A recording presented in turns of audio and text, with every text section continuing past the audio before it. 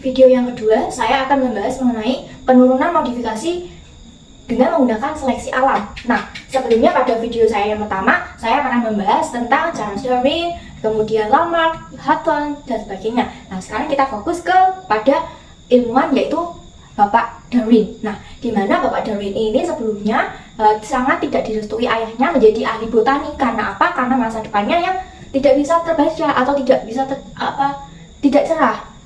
Hingga ayahnya menyarankan dia untuk menjadi ilmu kedokteran di Cambridge University. Namun Pak Darwin ini memilih untuk menjadi pendeta. Nah, setelah menjadi pendeta, beliau bertemu dengan seseorang yang bernama Profesor Botani, yaitu Bapak Reverend, yaitu ya juga seorang pendeta, namun beliau ini ahli botani.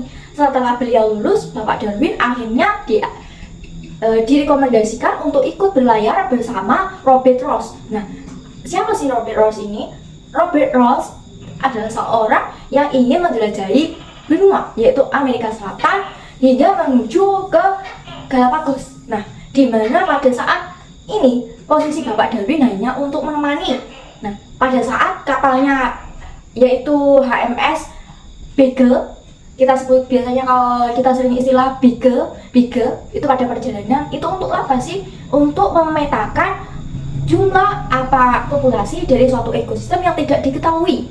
Nah, di mana Bapak Darwin ini tertarik dengan satu pulau, yaitu Pulau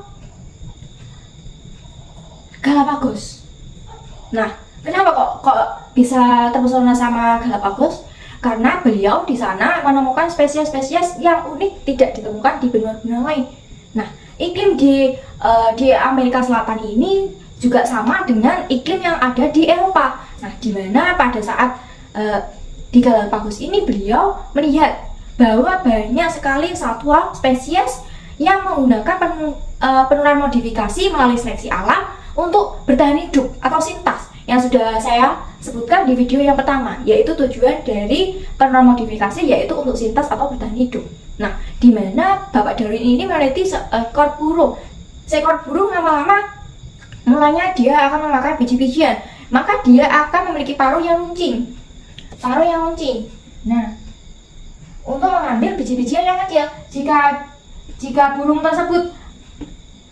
tersebut adalah pemakan insektisida maupun hewan-hewan yang mengumpulkan untuk memakan, maka paruhnya pasti agak lebih runcing begini. Nah, seperti elang. Nah, seperti itulah. Nah, pada saat perubahan paruh burung ini, beliau menamakan yaitu penurunan modifikasi melalui seleksi alam. Karena apa? Karena jika burung tersebut tidak bisa menyesuaikan diri dengan keadaan alamnya, yaitu semisal alamnya menyediakan biji-bijian yang berasal dari pohon.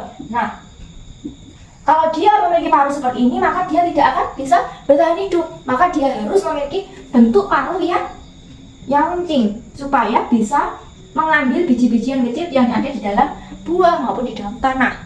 Nah, seperti itulah penjelasan mengenai tentang penurunan modifikasi melalui seleksi alam menurut Bapak Darwin di Pulau Galapagos. Nah, selanjutnya apakah hipotesa Bapak Darwin ini mirip dengan hipotesa ilmuwan lain? Tentu ya, namanya adalah Bapak Willis, di mana pada saat beliau juga mengungkapkan yang sama, bahwa penurunan modifikasi itu berdasarkan dengan seleksi alam, yaitu menyesuaikan alamnya supaya dapat bertahan hidup. Supaya tidak terdahului oleh Bapak Willis, maka Bapak Darwin ini menerbitkan suatu buku yaitu The Origin of Species, di mana pada buku ini beliau menjelaskan tentang sistematika pohon, di mana pada saat pohon ini memiliki suatu induk rantai yang sama, yaitu adalah dianggap sebagai nenek moyang. Nah, kemudian dari nenek moyang kita akan menjumpai suatu ranting lagi ke bawah, ke atas, ke bawah, dan sebagainya. Nah, ini merupakan gagasan dari The Origin of Species. Kenapa? Pada saat nenek moyang pasti akan menurunkan suatu sifat, di mana keturunannya bisa dimodifikasi. Semisal, yang video pertama saya tunjukkan adalah seekor kucing. Nah, seekor kucing merupakan termasuk yaitu golongan miasis, di mana pada seekor kucing juga merupakan satu kekerabatan dengan singa, tetapi kucing memiliki dianggap sebagai yang kecil, sedangkan singa adalah kucing besar. dianggap seperti itu. Nah, ini juga sama. Misal ada gajah Eropa, gajah Asia, dan lain sebagainya. Nah, semua ini adalah satu nenek moyang, yaitu gajah. Nah, oleh sebab itu maka Bapak Darwin mencetuskan semua berasal dari nenek moyang dan diturunkan melalui modifikasi dengan menyesuaikan alam. Saya ulangi, menyelesaikan modifikasi untuk bertahan hidup atau sintas. Nah, apakah hipotesa Bapak Darwin ini sekali lagi sesuai atau sependapat dengan ilmuwan lain? Jawabannya iya. Karena apa? Pada saat kita bahas video yang pertama, Linnaeus juga mengklasifikasikan berdasarkan karakteristik yang sama, tapi dia tidak mengaitkan tentang evolusi, melainkan penurunan modifikasi. Yang video pertama, saya akan menjelaskan mengenai moncong pada meiosis, yaitu seekor kucing. Nah, ini juga sama dengan Bapak Darwin. Beliau keduanya bahkan tidak sama sekali menggunakan kata evolusi, melainkan kata penurunan modifikasi. Video yang selanjutnya yaitu mengenai seleksi buatan.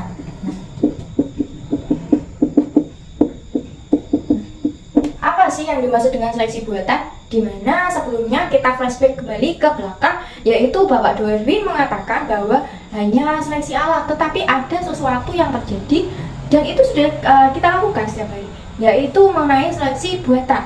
Kita pernah melihat yaitu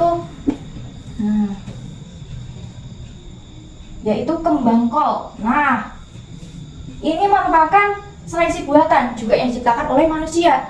Seleksi buatan apakah hanya untuk tumbuhan? Tidak, hewan dan tumbuhan juga bisa menggunakan, atau kita bisa menciptakan seleksi buatan menggunakan hewan dan tumbuhan. Nah, di mana pada saat seleksi buatan ini pertahanan dan keaktivitas hewan atau tumbuhan tersebut hidupnya akan relatif singkat dan memerlukan waktu yang singkat juga karena bisa dibuat menggunakan teknologi dan lain sebagainya. Jika seleksi alam, maka akan membutuhkan berabad-abad bahkan beratus-ratus tahun untuk menciptakan sebuah spesies baru. Nah, di sini kita bisa menjumpai yaitu kembang kol, kemudian buah yang ada seperti ini. Nah, bunga kol. Nah, itu semua menggunakan seleksi buatan yang kita ciptakan dengan bantuan oleh manusia. Kesimpulannya pada video kedua kali ini yaitu pada saat Bapak Darwin mengungkapkan bahwa penurunan modifikasi dengan seleksi alam, yaitu pengelompokan suatu spesies dia menggunakan rantai pohon, di mana di nenek moyang tersebut paling atas akan menurunkan sesuatu karakteristik untuk diwariskan kepada generasi berikutnya, di mana pada saat cabang-cabang tersebut membentuk dan akan membentuk suatu spesies yang baru. Nah, seleksi alam ini membutuhkan waktu berabad-abad atau beratus-ratus tahun untuk menciptakannya. Sedangkan dalam seleksi buatan bisa diambil secara singkat, kemudian bisa bertahan juga singkat juga. Kalau seleksi alam berarti dia sudah teruji. Nah, kalau seleksi buatan tantangannya bagaimana cara dia mempertahankan diri dari predator, bagaimana cara dia mempertahankan untuk mendapatkan makan dan minuman, dan istilah lain adalah sintas, dan bagaimana dia bisa menyesuaikan diri dengan lingkungannya. Nah, itulah kesimpulan pada video 2 kali ini. Dalam video ketiga kali ini, saya akan membahas mengenai mutasi dan reproduksi pada burung finch. Nah, hal ini masuk ke dalam bukti evolusi, di mana dalam video 2 sebelumnya sudah saya katakan mengenai penurunan modifikasi melalui seleksi alam, yaitu pada penggambaran seekor burung yang menyesuaikan dengan keadaan sekitarnya. Jika terdapat sekitarnya biji-bijian, maka mereka akan menyesuaikan menjadi lebih sempit dan lebih runcing untuk mempermudah. Dan jika madu, maka mereka akan melebar sedikit paruhnya. Nah, pada saat kita sudah paham bahwa mereka itu tidak berevolusi secara individu, tapi melainkan tingkat besar-besaran, yaitu pada tingkat spesies. Nah, pada saat mereka mengetahui bahwa alamnya sudah kehabisan makanan dan hanya tersisa semisal madu, maka mereka akan mau tidak mau harus merubah karakteristik yang dimilikinya, yaitu dengan penurunan modifikasi untuk supaya bisa bertahan hidup atau sintas.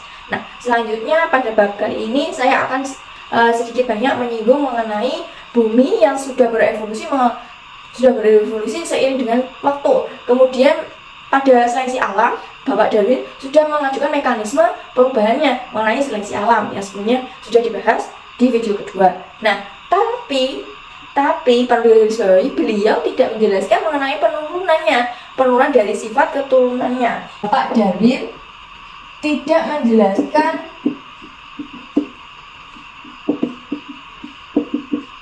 mengenai sifat keturunannya.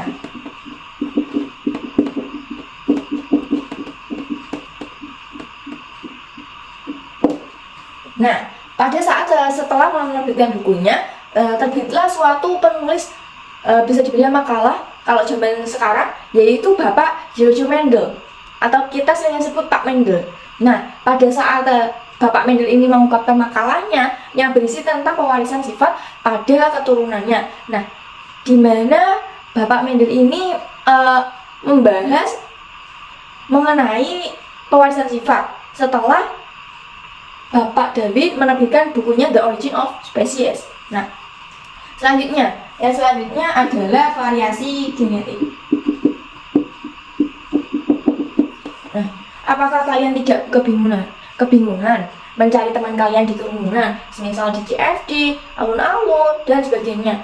Kenapa kok kalian bisa tahu ya? Wah, ada apa?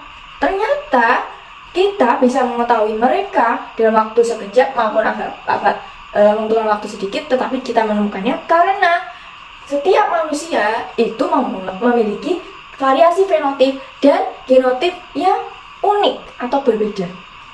Kita diciptakan berbeda-beda untuk saling mengenal. Itulah sebuah hadis. Nah, pada saat ini saya singgung adalah bagaimana sih kok bisa kita kenal mereka dalam jarak yang cukup jauh. Semisal A dan B, A di sini, B di sini. Oh, aku bisa melihat B. Oh, aku kenal. Pasti dia punya ciri khas. Bisa nada suaranya tinggi, kemudian wajah, rambut, dan lain sebagainya. Yang itu hanya dimiliki orang tersebut. Jadi kita bisa dengan cepat mengenalinya. Nah, selanjutnya kita akan bahas mengenai spesies yang memiliki variasi genetik. Variasi genetik yang luar biasa ini gimana sih? Berada di tingkat mana sih? Variasi genetik yang luar biasa yaitu pada tingkat molekuler. Nah, molekul berarti molekul tidak dapat dilihat oleh mata ya, tidak bisa dilihat oleh mata telanjang. Berarti tak kasat mata bisa menggunakan alat khusus untuk melihatnya tingkat molekul. Nah, kemudian fungsi dari fenotip yang tidak diwariskan ini yaitu semisal pada jenis ulat. Nah, kita kan tahu ulat yang hijau, ulat yang gini, ulat gini. Nah, tetapi pada pokok bahasan kali ini saya akan menjelaskan mengenai ulat yang berada di Amerika. Pada di Amerika Selatan, ulatnya seperti seorang binaraga.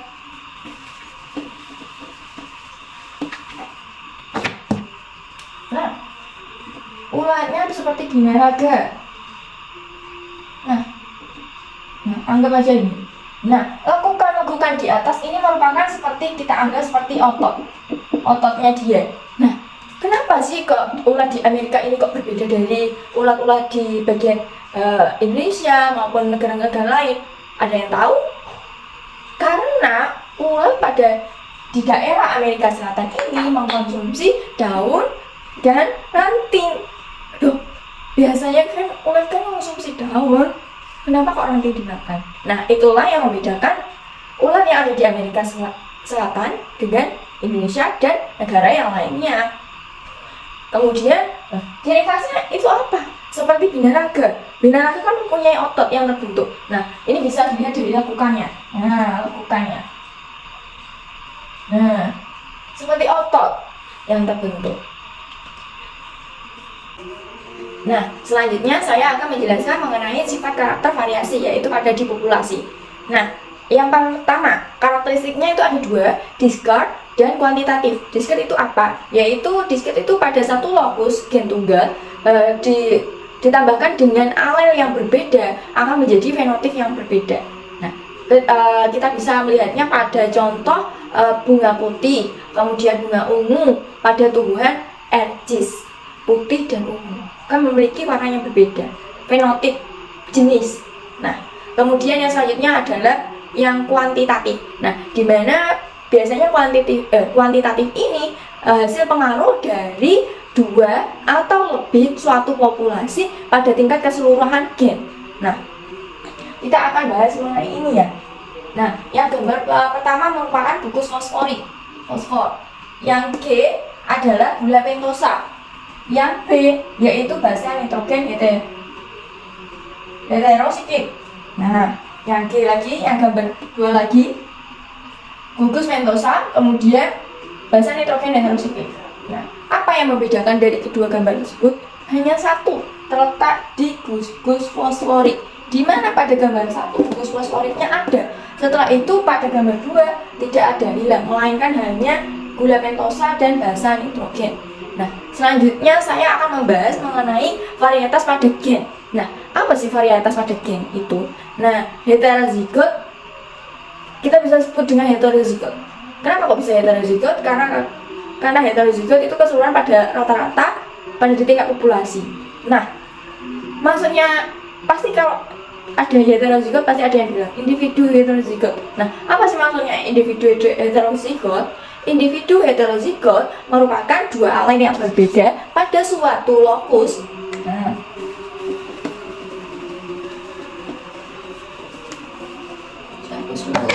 yang pertama adalah dua alel berbeda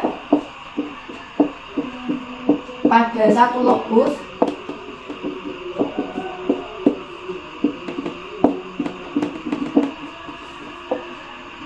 individu heterozigot.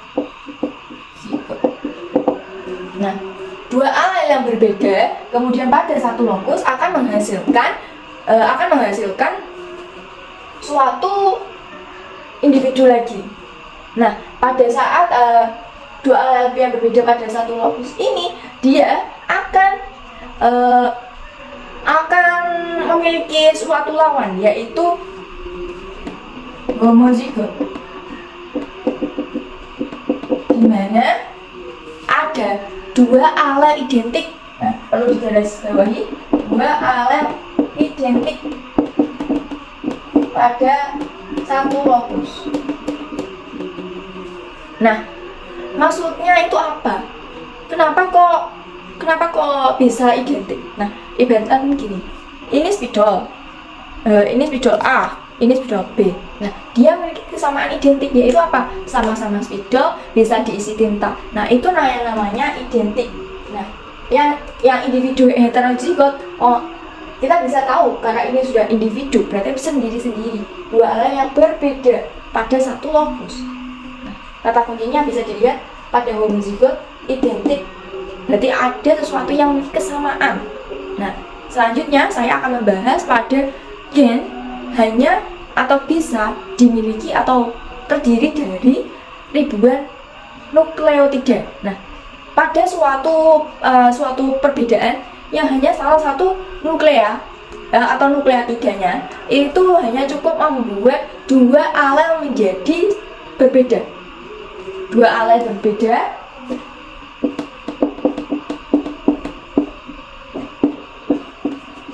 akan meningkatkan. Nah, dua alel yang berbeda akan meningkatkan variabilitas gen. Nah, variabilitas gen. Variabilitas, apa sih variabilitas? Kita poin kunci di variasi berarti beraneka. Nah, jika dua alel yang berbeda berarti individu tadi, individu A bertemu individu B, semisal staples bertemu spidol, akan meningkatkan variasi pada suatu gen karena dia akan berbeda membentuk spesies baru. Ini dan ini akan membentuk spesies yang baru. Kemudian saya akan menjelaskan mengenai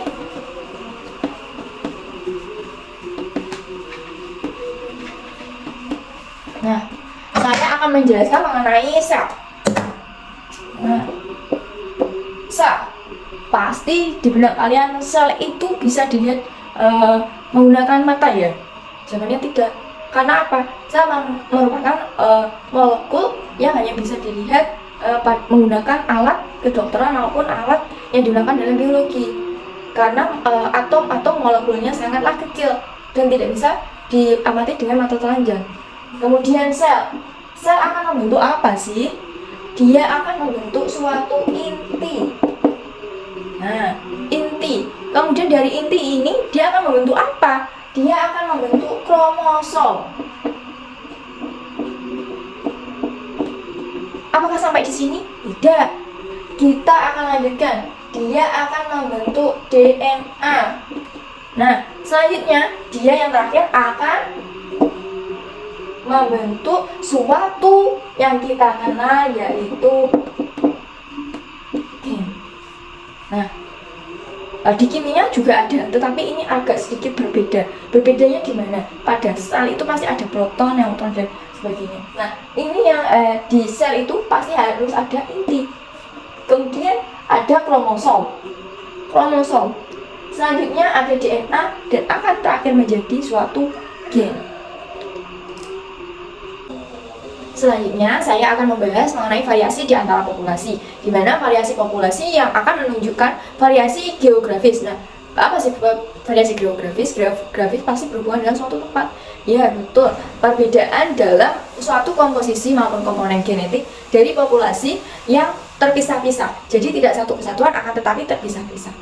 Apakah ada contohnya? Ada, yaitu pada populasi tikus, yaitu mencit rumah yang terpisah oleh pegunungan dari Pulau Atlantik, yaitu Madeira.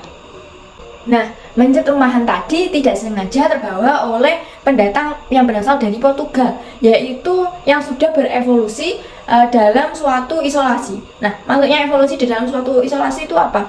Berevolusi berarti sudah memiliki penurunan modifikasi, kemudian isolasi pada suatu tempat tertentu yang dibatasi oleh tempat yang lainnya, berarti itu yang diisolasi, disendirikan.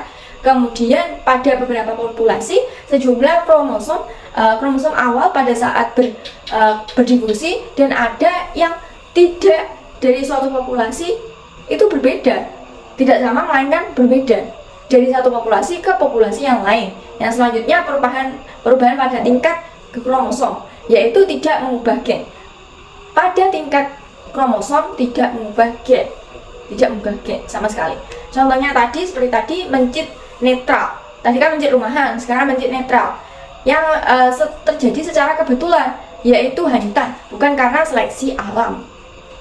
Nah, selanjutnya yaitu mutasi, di mana pada saat mutasi ini saya akan membahas mengenai perubahan dalam sequence atau arah yang nukleotidanya dan DNA suatu organisme. Berarti dia membahas tentang suatu DNA pada organisme, di mana pada mutasi ini kita kayak permainan judi. Pasti kalian udah tahu permainan judi itu apa. Kalian pasti hanya menebak-nebak kan? Di mutasi ini juga seperti itu. Kita tidak bisa menentukan kromosom mana yang akan berubah. Nah, kemudian segmen DNA mana sih yang akan berubah? Kita kan tidak tahu, kita hanya mengira-ngira. Kita kira-kira A, ternyata B yang muncul. Seperti itulah. Namanya kita kayak istilahnya berjudi. Nah, selanjutnya pada organisme seperti multiselular, yaitu pada sel gamet, keturunannya yaitu keturunan sel itu menghasilkan suatu gamet. Pada mutasi pada organisme multiselular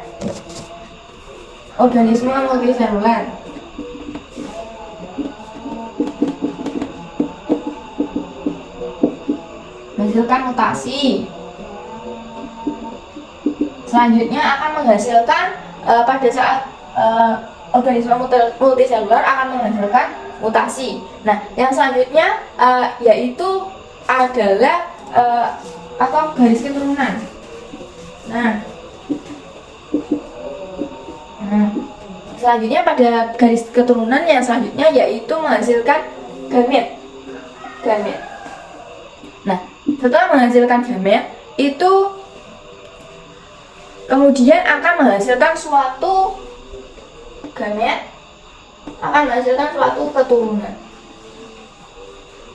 Nah, dari sini sudah jelas ya, pada saat organisme multiselular akan bermutasi kemudian menjadi garis keturunan, suatu garis keturunan seperti pohon tadi, pohon yang dibilang oleh Bapak Darwin. Kemudian dia akan menjadi gamet, setelah itu dia akan menjadi keturunan. Nah, jika di hewan itu terjadi pada sel somatik, dan akan lenyap atau akan hilang jika individu tersebut mati. Jadi kalau hidup berarti mutasinya masih ada di somatik, tetapi kalau hewannya sudah mati berarti mutasinya sudah hilang, sudah karena sudah mati, kemudian di somatiknya sudah tidak ada.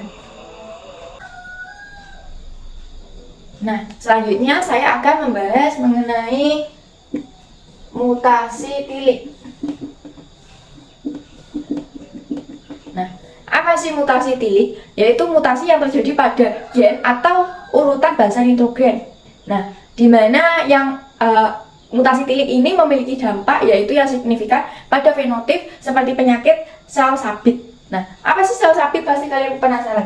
Nah, sel sabit bentuknya kayak gini. Nah, yang ini warnanya putih, yang saya garis bawahi putih memanjang.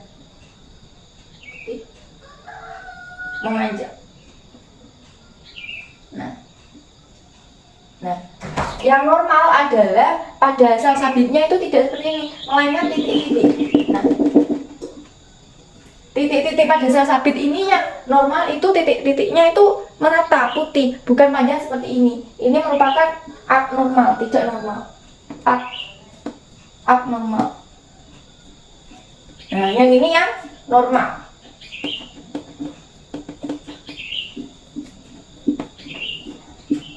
Nah, selanjutnya pada suatu organisme itu mencerminkan ribuan dari generasi.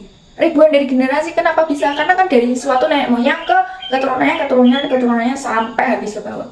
Nah, kemudian menjadi fenotip. Ya, fenotip itu sesuai dengan lingkungannya. Kayak tadi yang disebutkan oleh Bapak Darwin, yaitu seleksi alam, lingkungannya menyesuaikan lingkungan. Kemudian semakin kecil kemungkinan mutasi baru akan mengubah suatu fenotip. Jadi pada suatu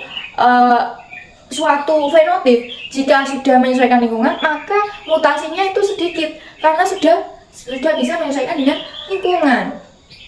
Selanjutnya, pada kejadian yang langka yaitu alel-alel muatan yang pemiliknya itu kita bisa sebut seperti orang.